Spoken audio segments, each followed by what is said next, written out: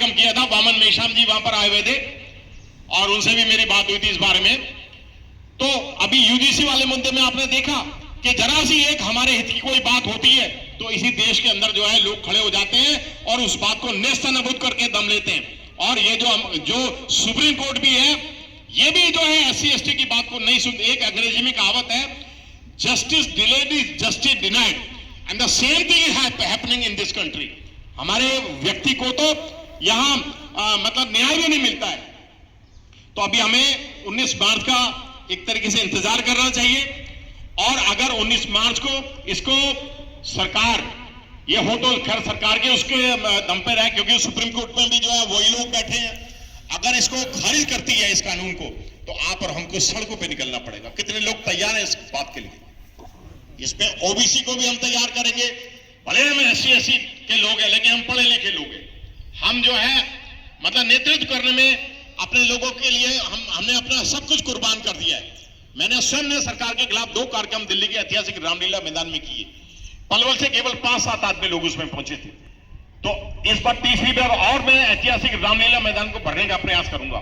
लेकिन अब आपके जैसे जलते हुए चिरागों से ये सारे जो लोग वो मूल निवासी बैठे हैं जिनको अपने कर्तव्य और अधिकारों का ज्ञान है, मैं पूरी तरीके से आपसे ये अभिलाषा और उम्मीद रखूंगा कि आप बड़ी संख्या में, सुनील जी, यहां से कम 1 लाख की संख्या जो है दिल्ली के रामलीला मैदान पहुंचे अपने हक और अधिकार को बचाने के लिए। क्या आप सब लोग उसके लिए तैयार हैं? बहुत बढ़िया।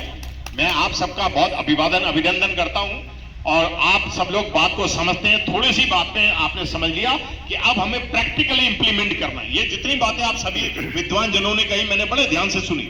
और डागर साहब ने कितनी सुंदर बात बोली कि भाई उधर जो छोटू राम जी का ये चौक का जो है नाम भी नहीं रखने दिया गया, उद्घाटन भी नहीं करने दिया गया।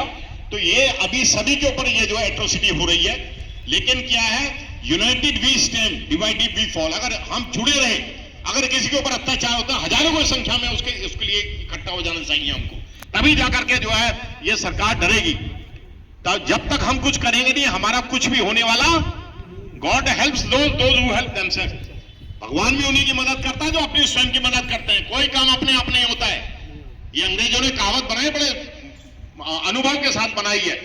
तो मैं अब ये आपसे चाहूंगा, मेरी वामन मेश्राम जी से भी बात हुई थी, यूनाइटेड एक्शन